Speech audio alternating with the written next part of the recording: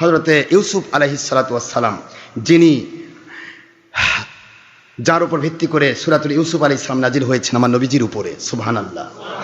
আপনারা শুনেছেন ইউসুফ আলাইহিস সালাতু ওয়াস সালাম কূপ থেকে উঠেছেন, মনে আছে আপনাদের? বলবো? হ্যাঁ, কূপ থেকে উঠেছেন ইউসুফ আলাইহিস সালাম। কিভাবে উঠলেন সব খবর গত জুমাতে দেওয়া হয়েছে। কূপ থেকে ওঠার পরে ভাইয়েরা এরা তো দূর থেকে দেখতেছে যে ইউসুফ কোথায় যায় বা কে নিয়ে যায়। এগুলি সবই আমার মুখস্থ, কিন্তু কেতাব খুলে দেখানোর উদ্দেশ্য হচ্ছে যে কেতাব ছাড়া, কেতাবের দলিল ছাড়া আমরা কোনো কথা বলি না, এই জন্য কেতাব খুলে দেখানো হচ্ছে। তো ইউসুফ আলাইহিস সালাতু ওয়াস সালাম ওনাকে যখন পাইল, কে পাইছে? কাফেলা, মালিক বিন জার, মালিক ইবনে জার রহমতুল্লাহ আলাইহি।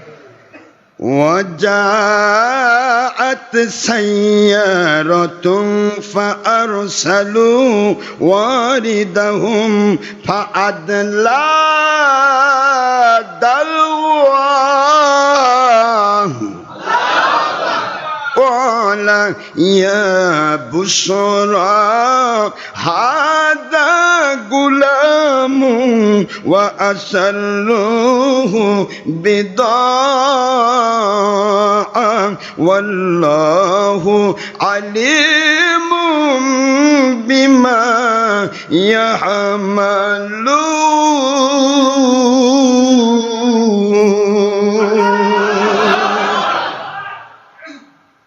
19 নম্বর আয়াত শরীফ সূরাতুল ইউসুফ। কাফেলা যখন পেয়ে গেল, এরা লুকিয়ে রাখতে চাইলো, সম্পদ মূলকে কি করলো? লুকিয়ে রাখতে চাইলো। একটা উত্তম গোলাম পেয়েছি যার চেহারার দিকে তাকালে ফেরেশতার চেয়ে বেশি সুন্দর মনে হয়। ছেলে দেখুক, মেয়ে দেখুক, বৃদ্ধ দেখুক, বৃদ্ধা দেখুক, যে বয়সের মানুষ দেখুক, ইউসুফ আলাইহিস সালামকে দেখলেই সে দেখতেই মন চাইতো। এত সুন্দর চেহারা দিয়ে আমার আল্লাহ পাক তাকে তৈরি করেছিলেন। এই ডোল নিক্ষেপকারী, এই গর্তের মধ্যে, কূপের মধ্যে বালতি নিক্ষেপকারী লোকটি বলতেছে, হাদা গোলাম ইয়া বুশরা, এর চেয়ে বড় সুসংবাদ আর আমাদের কাছে কিছুই নাই। এর চেয়ে বড় সুসংবাদ, পানি তুলতে গিয়ে আমরা একটা সুন্দর গোলাম পেয়েছি। ওয়া আসাররুহু বিদআ, তারা এটাকে গুপ্ত সম্পদ মনে করলো। কি সম্পদ? কূপ থেকে উঠছে, গুপ্ত সম্পদ না, গুপ্ত সম্পদ মনে করে তারা এটাকে লুকিয়ে রাখলো, গোপন করে রাখলো। এটাকে অনেক মূল্যে বিক্রি করা যাবে, কারণ মিশরে মানুষ বিক্রি হয়। কি বিক্রি হয় বলুন? মানুষ বিক্রি হয়, গোলাম বিক্রি হয়, অনেক দামে বিক্রি করা যাবে। কাজেই এটা লুকিয়ে রাখতে হবে। আমার আল্লাহ বলছেন, যা লুকায়, যারা লুকাচ্ছে, ওয়াল্লাহু আলিমুম বিমা ইয়ামালুন, ওরা যা লুকাচ্ছে ওটা কেউ না জানলেও আমি জানি। যেরকম সুবহানাল্লাহ, আমি তো জানি। তো আমি জানি, এর মধ্যেই আমি ওনার ভাইদেরকেও জানাই দিলাম। ভাইয়েরা দেখতে পেলো যে কেড়ে লুকায় রাখতেছে, ইউসুফকে নিয়ে যাচ্ছে। তাহলে ইউসুফ আলাইহিস সালামকে যখন নিয়ে যাচ্ছে, তাহলে আমরা বিনা পয়সায় ছাড়বো কেন? দেবো বটে, কিন্তু টাকা নিব। কথা বুঝতেছেন না? দেখেন, ভাইকে বিক্রি করতেছে, তাও আবার গোলাম হিসেবে। কি হিসেবে বলুন? গোলাম হিসেবে বিক্রি করার জন্য টাকা চেয়ে বসলাম। সমস্ত মানুষগুলোর উপরে শয়তান এমন ভাবে ভর করেছে, ভালো মন্দ সব জ্ঞান বোধ ভুলে গেছে। আপনাদেরকে আমি দৃষ্টান্ত বারবার দিয়েছি।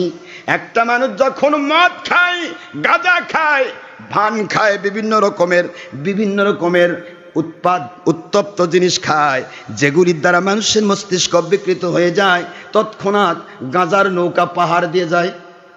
কি বলে না, গাঁজার নৌকা পাহাড় দিয়ে নৌকা যায়, নৌকা নিচ দিয়ে যায়, পানি যায়, এটা পাহাড় দিয়ে বলে যাচ্ছে। পাহাড় পানি আছে নাকি? তো গাঁজার নৌকা পাহাড় দিয়ে যায়, মাথাটা বিকৃত হয়ে যায়। কি হয়ে যায়? কিন্তু নির্দিষ্ট সময়, ওই সময় তার কাছে কোনো নারী যদি দেওয়া হয়, মাও চিনে না, বোনও চিনে না, বউ চিনে না, সব নারী, সব কি জোরা বলেন, ও বুঝতে পারে না কোনটা স্ত্রী, কারণ তার মস্তিষ্ক ওই মুহূর্তের মধ্যে বিকৃত হয়ে গেছে। ভালো মন্দ বিচার করার কোন রকমের জ্ঞান তার নাই, জ্ঞান তারা হেরে ফেলেছে। এই যে মাদক দ্রব্য পান করলে মানুষের মস্তিষ্ক বিকৃত হয়ে যায়। স্ত্রী হালাল, বোন এবং মা হারাম, হারাম আর হালালের মধ্যে তমিজ করার জ্ঞান সে হেরে ফেলে। এই জন্য মাদক দ্রব্য আমার আল্লাহ হারাম করেছে। সুবহানাল্লাহ। কেন হারাম করলেন? কারণ হলো ভালো আর মন্দ বিচার করার জ্ঞান সে ওই মুহূর্তের মধ্যে হেরে ফেলে। নির্দিষ্ট একটা টাইম পরে সে নিজস্ব সম্বিত ফিরে পায়, নিজের সমস্ত কিছু ফিরে পায়।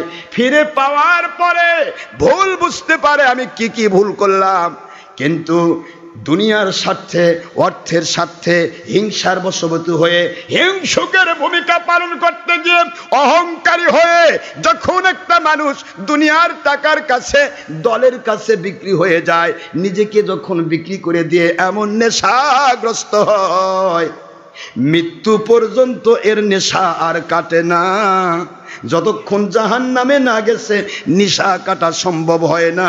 এই জন্য বাতিল ৭২ ফিরকা ভালো মন্দ জ্ঞান হেরে ফেলে। কোনটা ভালো, কোনটা মন্দ, কোনটা নবী প্রেম আর কোনটা নবীর দুশ্মনী সব ভুলে যায় বাতিল ৭২। কারণ এরা দলের স্বার্থে, অর্থের স্বার্থে এতই বেশি নেশাগ্রস্ত হয়ে যায়। মদের চাইতে বেশি নেশা হচ্ছে দলের স্বার্থের নেশা।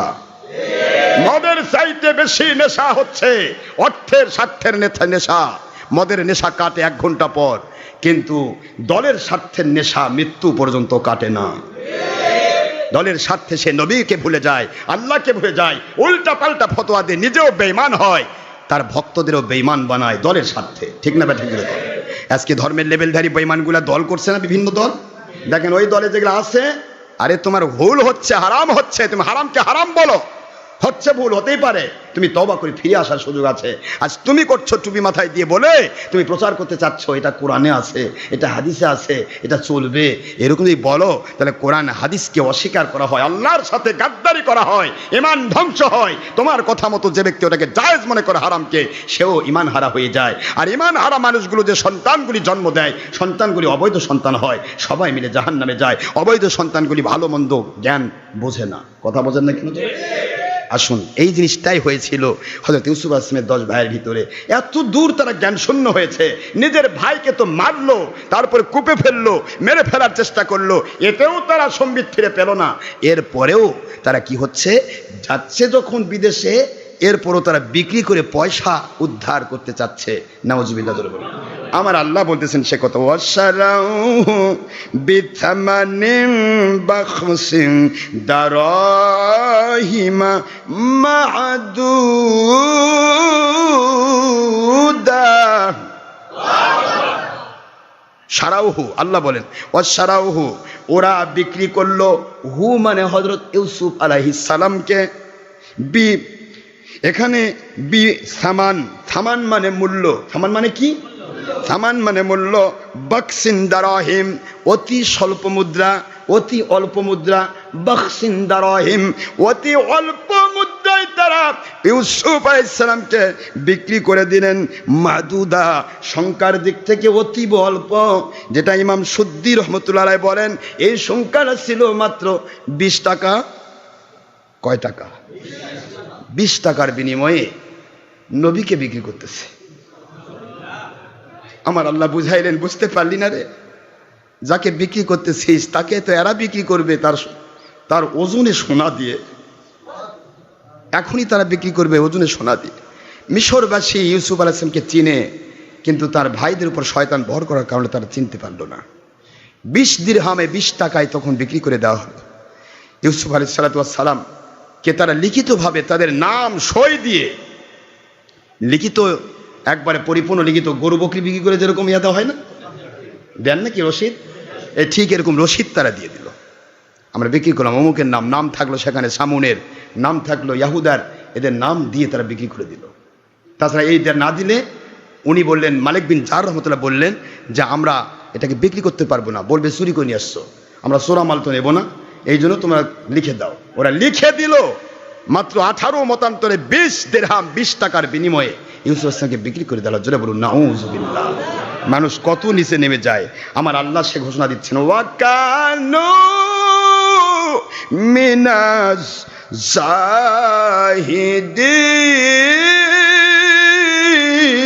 জাহিদিন। বলুন ওয়াকানু মিনাজ জাহিদিন।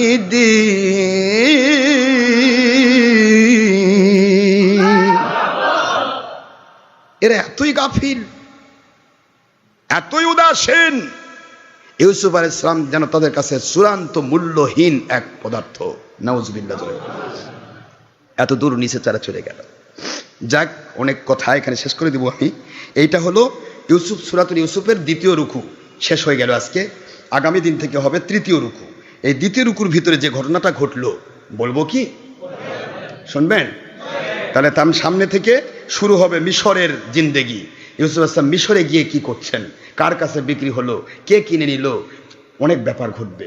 এখন আমরা এখানে 20 নম্বর আয়াত শরীফে আজকের আলোচনা শেষ করব ইনশাআল্লাহ। তো 20 নম্বর আয়াত শরীফে আমার আল্লাহ বললেন, ওয়া কানু মিনাজ জাহিদিন, এরা হচ্ছে সম্পূর্ণ উদাসীন, এরা গাফিল।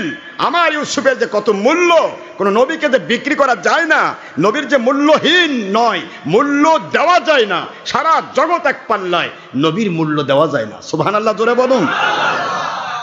নবীগণ আল্লাহর কুদরত থেকে, ওই আগে বলেছি ইয়াস্তাবি কাদালিকা ইয়াস্তাবিকা, আপনাকে আমি নবী হিসেবে মনোনয়ন দিয়েছি, আর নবী হিসেবে তাকে মনোনয়ন দেওয়া হয়। নবী জোর করে হওয়া যায় না। নবী কখনো কেউ ইচ্ছা করলে হতে পারে না, হাজার চেষ্টা করলে হতে পারে না, আমল করে পাহাড়ে উঠে গেলেও নবী হওয়া যায় না। নবুয়তটা আমার আল্লাহর পক্ষ থেকে ডাইরেক্টলি মনোনয়ন করা হয়। জোরে বলুন সুবহানাল্লাহ।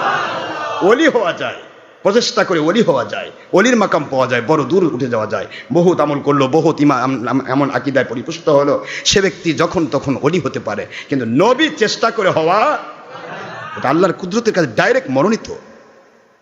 আল্লাহ মনোনয়ন দেন, আর সেই নবীকে তারা বাকসিন দারহিম, অল্প স্বল্প মধ্যে তারা বিক্রি করে দিল। এই বিক্রি করার ব্যাপারটা নিয়ে আল্লাহ পাক নিজেই এখানে মানুষকে বোঝাচ্ছেন যে তারা কত উদাসীন। একটা মানুষ অর্থের লোভ পড়লে বা হিংসার বশবর্তী হলে, স্বার্থের বশবর্তী হলে সে কত উদাসীন হয়, কত সে গাফিল হয়, সত্য মিথ্যার পার্থক্য ভুলে যায়। এই জিনিসটা আল্লাহ এখানে বুঝাই দিচ্ছেন। এটা কি খালি ওই ইউসুফ আলাইহিস সালামের ভাইদের জন্যই ভাইজান, না এই কিয়ামত পর্যন্ত আমাদের জন্য? নুজুল খাস, হুকুম আম। একটা নির্দিষ্ট বিষয় নিয়ে কোরআনে আয়াত নাজিল হয়, কিন্তু এটা কিয়ামত পর্যন্ত হুকুম বলবৎ থাকবে। জোরে বলুন সুবহানাল্লাহ।